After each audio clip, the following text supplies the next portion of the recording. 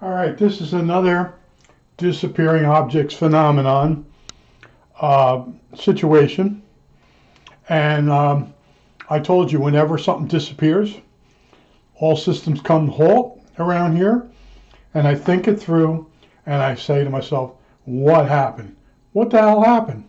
Now, I know a lot of you out there don't do that. As soon as something disappears, you go buy it again. You don't say, well, where did it go? Okay, so it starts off, I'm in the house, it's very windy outside, extremely cold for this time of year. And I'm thinking about the weed eater vacuum blower unit.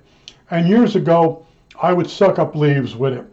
And the thing would work really good, and it would chop those leaves up to the size of tobacco.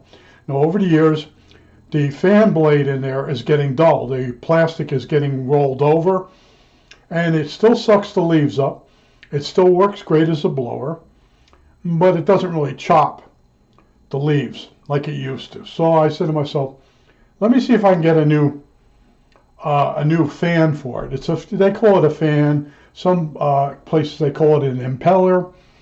Some places call it a fan slash chopper. Okay, so I have to go out to the shed. It's extremely windy, and I have to take with me this notepad, pair of glasses so I can read the serial number or the model number. It's a 2580 Super. There's the number. The impeller is not available anymore, but here's my TRW pen, 10 years of service or whatever, and it's a cross. And I took this with me. Here's the keys to get in the shed. Here's the key here. Okay, so it's extremely windy. I'm met at the back door when I go out with a burst of air. And I have a storm chain on the door so it doesn't rip the door off the house. So anyway, the burst of air hits me, almost knocks me over. Okay, so now I go across the yard. I get to the shed. I have to find the key and open the lock. And the whole time I'm trying to open the door of the shed, the wind keeps blowing it on me, bopping me in the head, bopping me in the back. I get in the shed, and now the door closes, and there's no light in the shed. So I'm forced, I get the blower unit, and I drag it towards the door. I open the door up, and I read the model number, 2580 Super, okay? I go for this pen, nowhere to be found, okay? It's gone. I mean, it's gone. And now I'm trying to remember 2580 Super. I go running back into the house, fight the door to get back in, and I write down 2580 Super on this pad with another pen. Well, anyway, so now this is a keepsake. It's a pen I got for being at 10 years at TRW, which is what it says there if I get it right. All right, that's a cross. I told you it was a cross. Very good pen. Cross makes a really good refill. So I know it's out there on the ground, and I immediately get flashbacks. When I was a little kid, my aunt used to live in this mansion house in Belleville.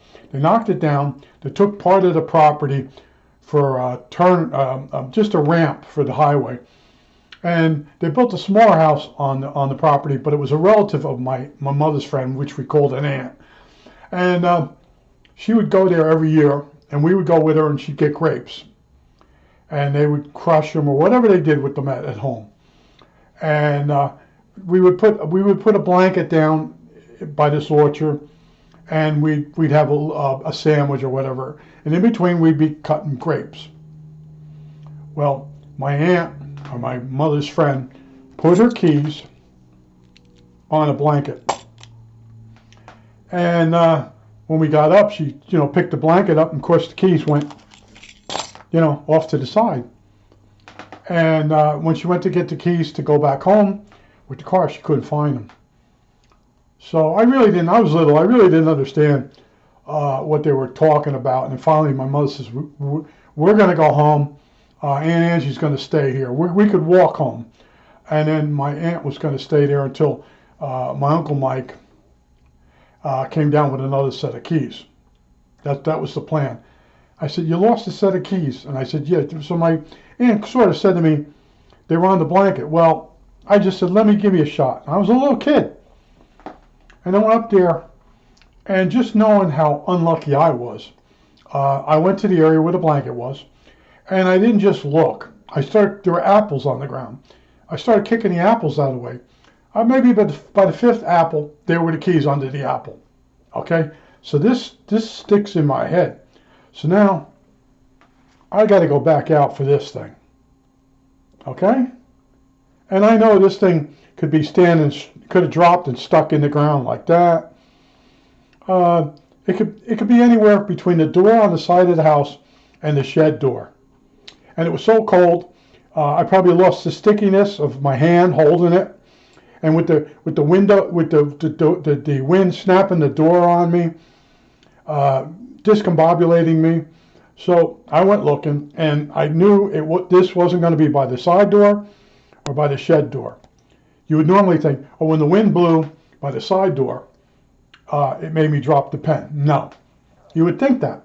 And then maybe by the shed door, no. So somewhere in between one of the bursts of wind, I lost physical sensitivity in my hand to the pen, and the pen just slipped out of my hand. So I do a search. I come back in the house. I warm up again. I go back out there, and I start thinking about that story about the apple. So I'm going along, and my backyard has almost no leaves in it. That's the whole thing. I chopped them up with the lawnmower. I'm thinking of getting that weed eater working again, but I can't get the blade. They don't make it anymore as a replacement. I'm saying to myself, take it 1 foot at a time. I'm scanning with my face. And this son of a bitch, I want to tell you about this disappearing objects phenomenon. This thing couldn't be any closer to the dirt. I mean, you drop something on the ground, it's going to be, the grass is going to get caught under it, and it's going to sit up off the ground. No, this thing was, the way it hit, it went under the grass, and this part here had a leaf on it. Now, think about the backyard. It's got almost no leaves at all.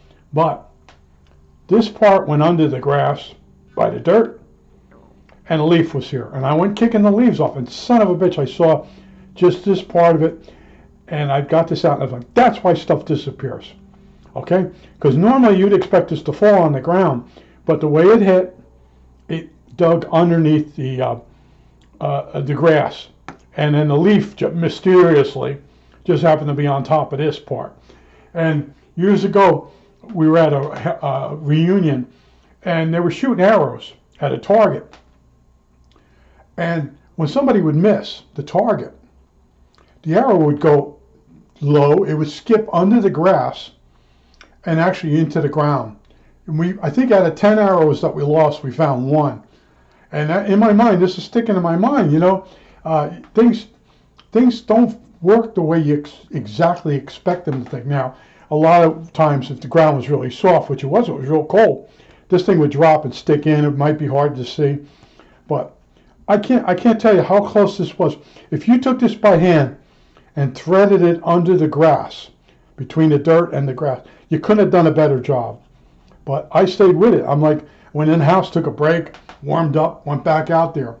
And I'm like, I came upstairs here, made sure that I really did take the pen down there. But these are the items I took. I took the pad, the pencil, the pen, the pair of glasses, and the keys for the shed. Okay? And I thought it out. I knew it was windy out there. I knew it was going to be a pain in the ass. And I was pretty sure I wouldn't be able to get the blade to fix that weed eater. Okay? That's a different story. Okay? But there you go. There's another case. I stay with it.